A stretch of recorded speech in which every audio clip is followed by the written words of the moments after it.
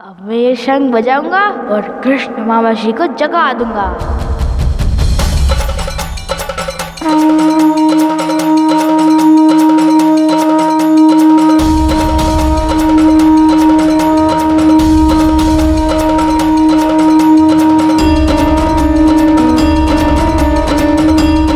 तुम कितना भी शंख बजाओ मैं जागूंगा नहीं, क्योंकि जब मेरे नेत्र बंद करने पर भी तुम्हारी चंचलता से नहीं बच पा रहा, तो यदि मैं जागा तो मेरी दशा भी दाऊ जैसी हो जाएगी। ऐसा प्रतीत हो रहा है कि हमारे श्रावण की कथा के लिए किसी ने पंचजन्य शंख के नाद की ध्वनि से इस संकेत दिया है। पंचजन्य शंख की ध्वनि का वादन स्वयं श्री गणेश ने किया है, अतः आज हम महादेव से पूर्व श्री गणेश की कथा का वाचन करेंगे।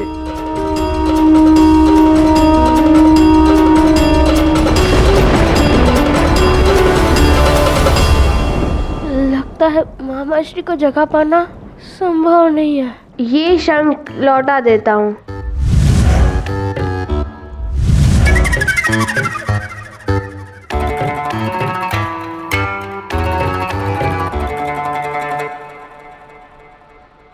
धन्य हो, अंततः बाल गणेश को समझ आ ही गया कि वो नारायण को जगा नहीं सकते। श्री गणेश को सदैव सर्वप्रथम स्मरण किया जाता है, अन्यथा वो पूजा मान्य नहीं होती है। ये कथा है श्री गणेश जी के जन्म की, मृत्यु की और पुनः जन्म की। गणेश का जन्म, मृत्यु, पुनर्जन्म। एक बार माता पार्वती स्नान करने के लिए गईं। उन्होंने नंदी को सुरक्षा का आदेश दिया। नंदी ने बड़े सजग होकर पहरा दिया, परंतु जब आदिदेव महादेव भगवान शिव वहां आए तो नंदी अपने आराध्य को माता पार्वती से मिलने से रोक नहीं पाए। ये देखकर माता पार्वती को बड़ी निराशा हुई और ये अनुभव किया कि उनका भी नंदी जैसा कोई भक्त होना चाहिए। मुझे कोई ऐसा भक्त चाहिए जो मेरी आज्ञा का पालन करने के लिए कुछ भी कर सकता है, और ऐसा कोई एक मातृभक्त पुत्र ही हो सकता है।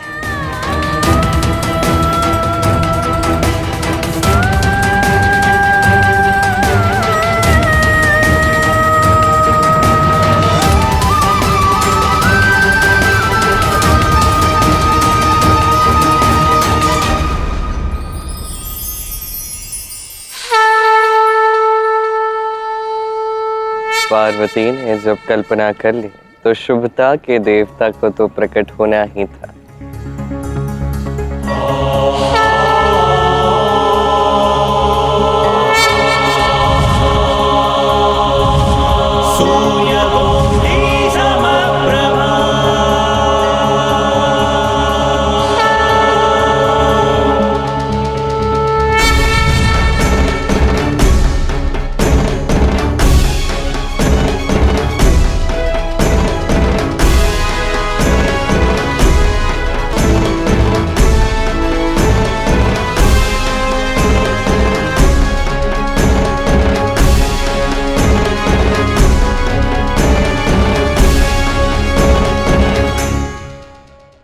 मैं कौन हूँ?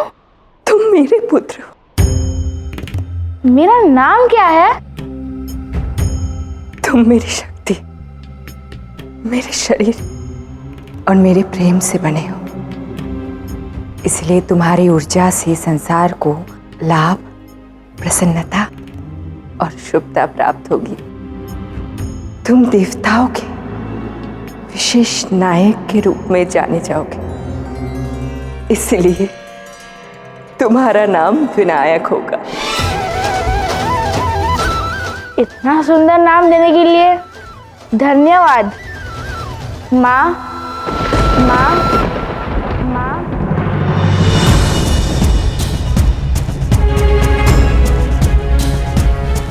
माँ,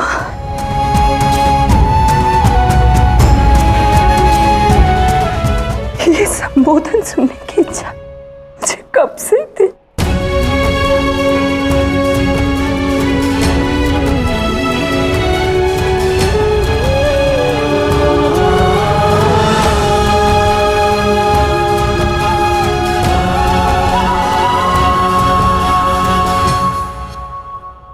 माता, आप मुझे जो भी आदेश देंगी मैं उसे अवश्य पूर्ण करूंगा। बताइए माँ, प्रथम आदेश क्या है? पुत्र, मैं स्नान के लिए जा रही हूँ। मेरे स्नान के समय कोई व्यवधान नहीं आना चाहिए। जो आज्ञा माँ, आप निश्चिंत होकर स्नान कीजिए। मेरे रहते आपके स्नान में कोई व्यवधान नहीं डाल पाएगा। यह आपके पुत्र विनायक का वचन है।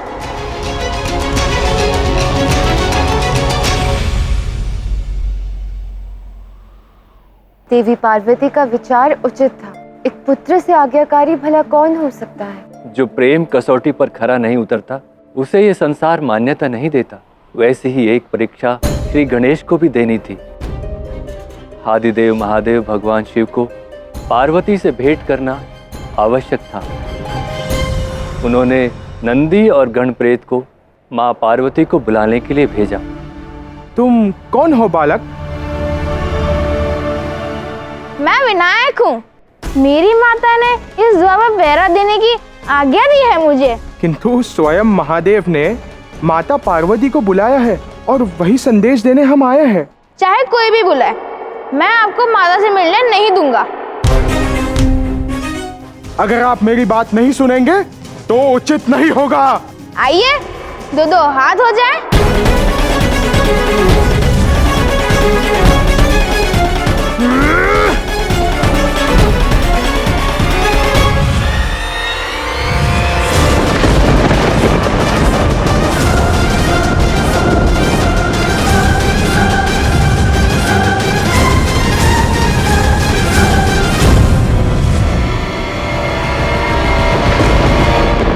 मुझ पे प्रहार किया है तो उसका पुरस्कार भी लेके जाओ।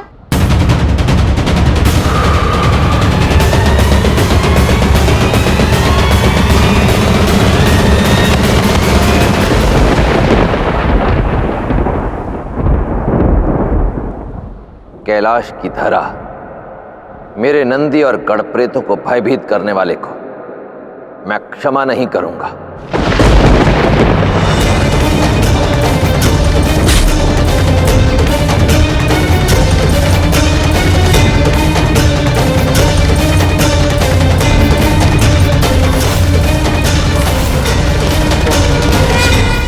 कौन हो तुम बालक? मेरा नाम विनायक है। माता पार्वती का पुत्र हूँ मैं उनके द्वार की रक्षा कर रहा हूँ। मैं महादेव हूँ, मेरे मार्ग से हट जाओ। मैं आपको नहीं जानता और मैं आपके मार्ग से नहीं हटूंगा। बालक, तुम्हारे ये उद्दंड शब्द मुझे क्रोध दिला सकते हैं। उचित यही होगा कि मेरे मार्ग में बाधा उत्पन्न मत करो।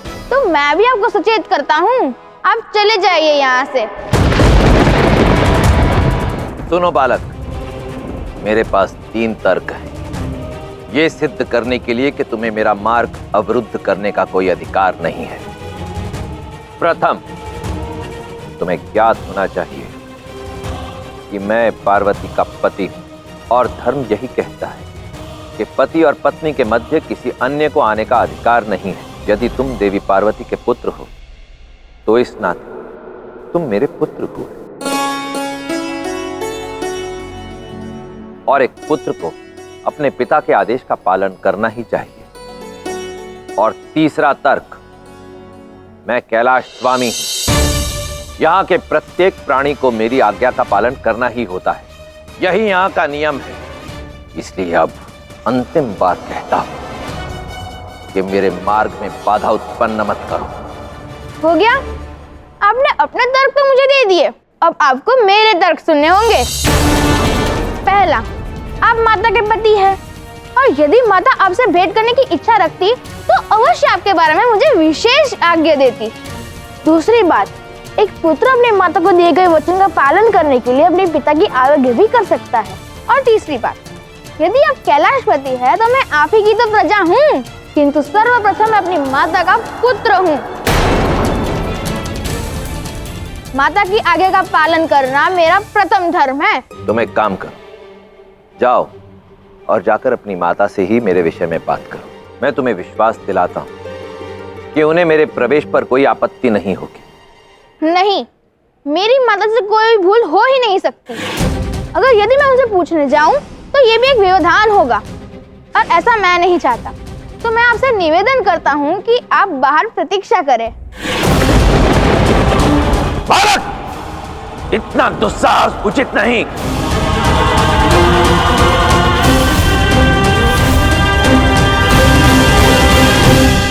देखो, विनायक की बात तो उचित थी। महादेव को उन पर क्रोधित नहीं होना चाहिए था।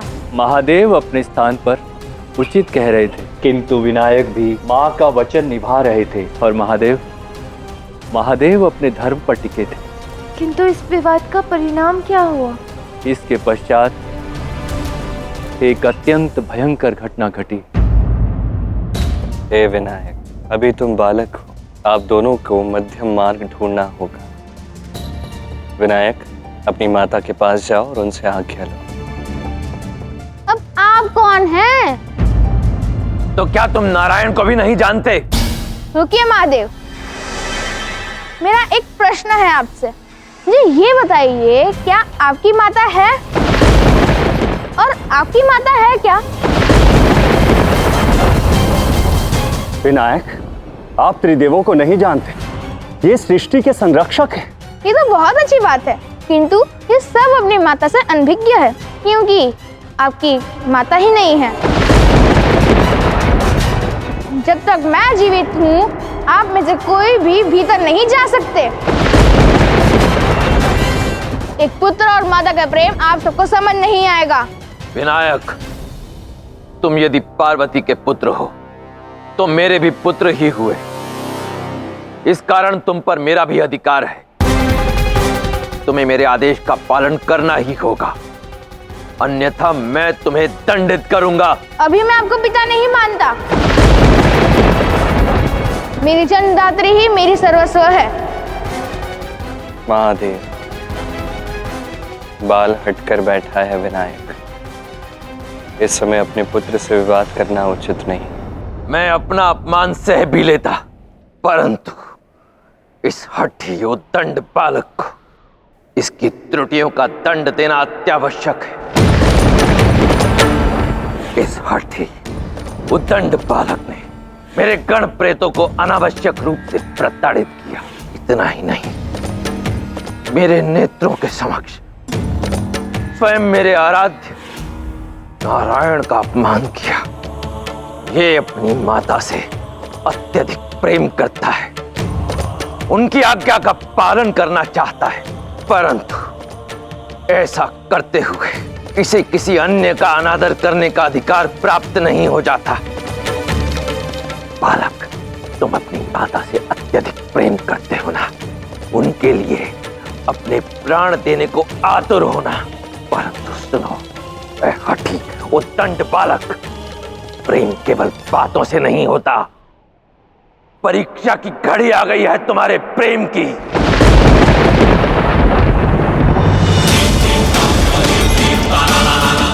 घोर अनर्थ। महादेव का त्रिशूल महादेव का अपमान नहीं सह सकता। आज इस बालक का अंत निश्चित है।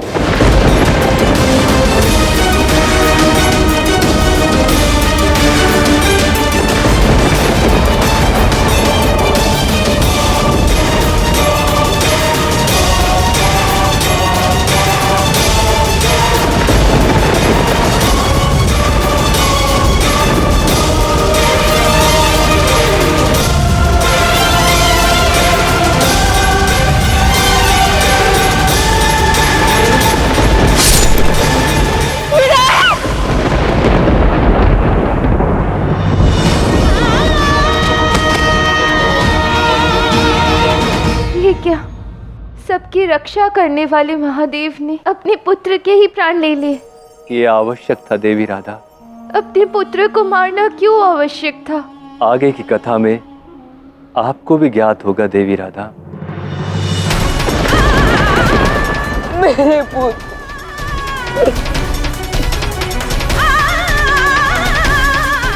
महादेव, आपने मेरे पुत्र के प्राण हर लिए।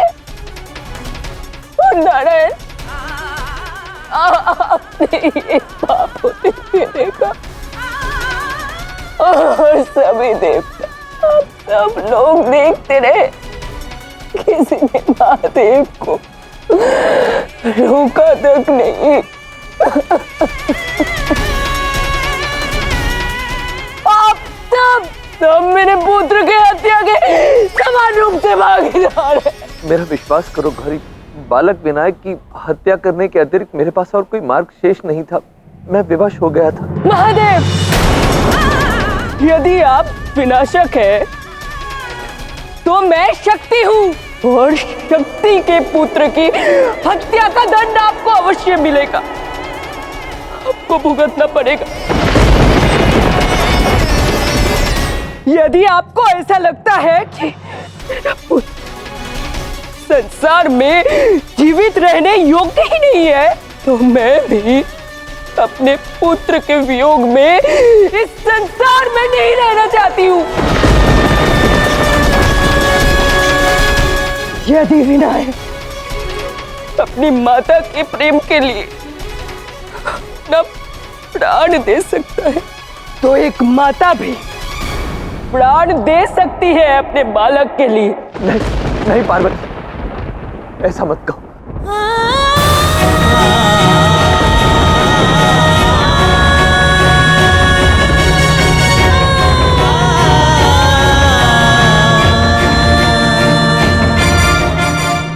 तुम तो मेरी शक्ति हो, यदि तुम ही नहीं रहोगी तो ये संसार नष्ट हो जाएगा पार्वती। सब कुछ नष्ट हो ही चुका है महादेव, अब मेरे जीवन का कोई अर्थ रहा ही नहीं।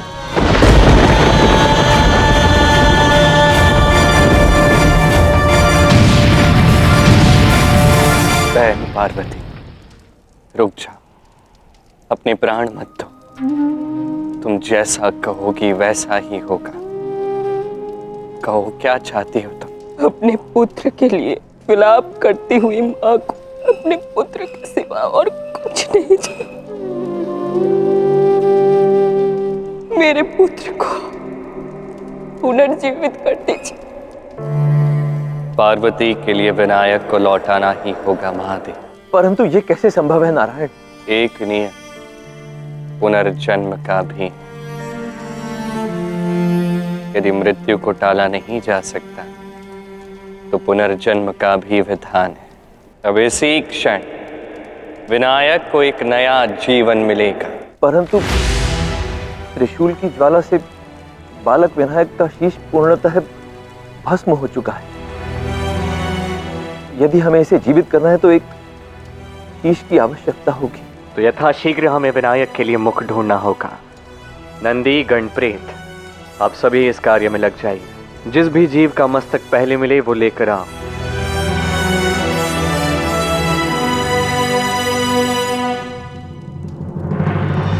जब तक विनायक को पुनः जन्म नहीं मिल जाता, देवी पार्वती यूं ही चलती रहेगी।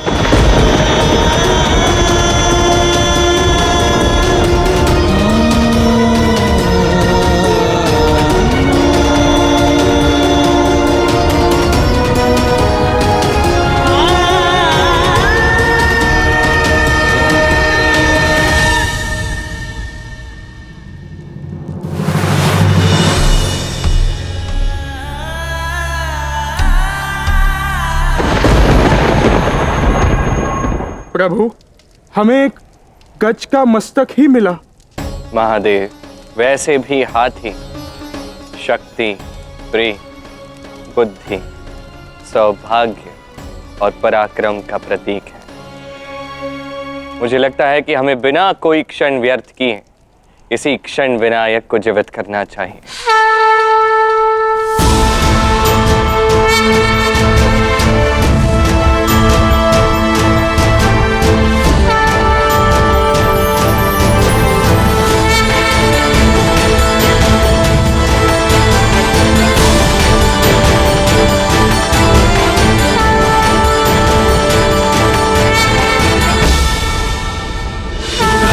Jananam, Sundarati Varanam,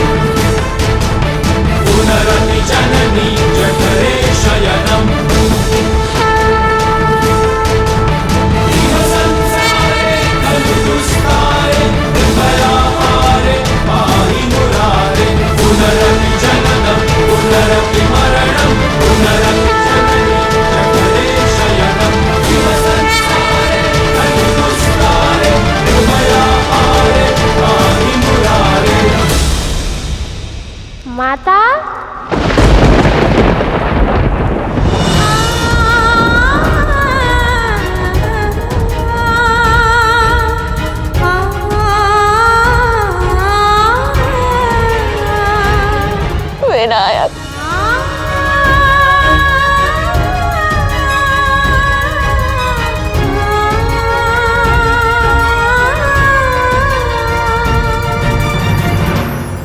धन्यवाद महादेव, धन्यवाद ज्येष्ठ। आपने एक माता को उसका पुत्र लौटा दिया। धन्यवाद। आप धन्य हैं नारायण। आपने माता और पुत्र के प्रेम का महत्व समझा और बालक विनायक को पुनर्जीवित कर माता और पुत्र के प्रेम को संसार में सदा के लिए अमर कर दिया। पार्वती, हमारा ये पुत्र मेरे सभी गणों से सामर्थ्य में कहीं अधिक है, इसलिए आज मैं ये घोषणा करता हूं कि हमारा ये पुत्र सभी गणों का नायक होगा और ये संसार उसे गणेश कहकर पुकारेगा, गणेश कहकर पुकारेगा, गणेश कहकर पुकारेगा। ये गज ही गणेश की अपार बुद्धि का प्रतीक होगा। इसलिए आज से गणेश को गजानन भी कहा जाएगा।